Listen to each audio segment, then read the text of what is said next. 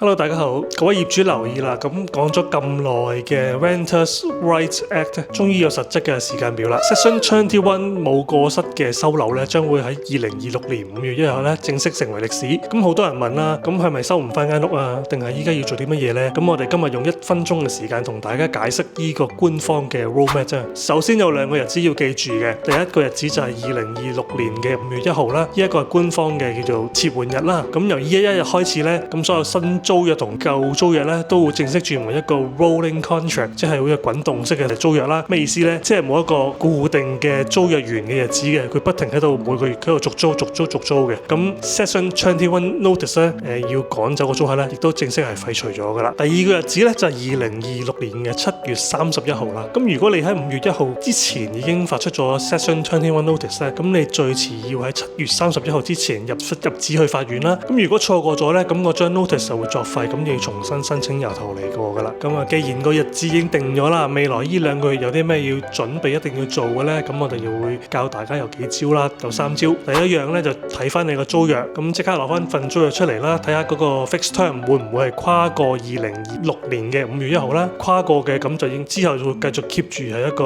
滾動式嘅租約啦。如果唔過嘅話呢，咁啊預早諗定安排啦。咁另外一個就係唔可以之後再會搞一個 bidding war 啦，咁即係唔可以話價高者得咁樣去租你個單位，呢個法例已經唔容許做咁樣嘢噶啦。咁新規定之下呢，咁就冇得再做一個嘅價高者得以搶個租盤噶。咁租客就會跟翻你嗰個嗌價去俾翻個租金去租，咁睇下你會唔會接受啦。咁同埋你喺租約揀租約嗰方面，你自己要做多一個程序，做好啲個 reference 啦，睇翻個租客背景啦。價高者得呢個呢係唔准許之餘呢，都會有機會如果俾個政府知道呢，就會罰錢啦。咁個經紀都會罰錢嘅。咁呢個你大家要留意啦。第3咧就要習慣將所有記錄要留翻個底啦，咁做翻個 record。咁譬如有啲咩咧，同租客啦，同或者同經紀嘅溝通嗰啲記錄啦，做翻個記錄啦。咁盡量如果係可以 email 咁就留翻 email 記錄啦。咁仲有啲維修啊，租客嗰啲咩維修嗰啲，你全部執好晒、整理好晒啦。保障翻自己啫，其實都係。其實有好多業主都驚，咁驚日後都收唔翻層樓，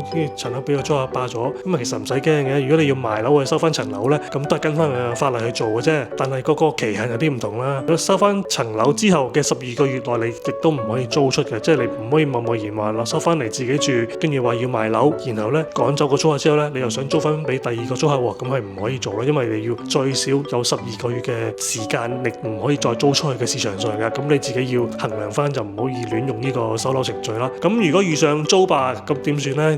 啲租客唔交租，咁會有個時間性嘅長咗啊。咁個門檻如果欠租門檻而家會變咗係做3個月，俾個通知期4個星期，即係4個月，你先至可以做嘢啦。呢3個比較簡單啲，等你自己即係初步你了解到日後有咩改變啦。咁只要跟翻足個程序呢，咁其實就唔使驚話趕唔到個租客走嘅。同埋市場上都有好多唔同嘅產品都可以保障個業主，譬如你買個保險啦，或者係揀個即係經紀中介會做一個幫你篩選咗租客先啦，咁會多啲保障業主咯。咁就唔需要話咁擔心收唔到樓啦咁樣啦。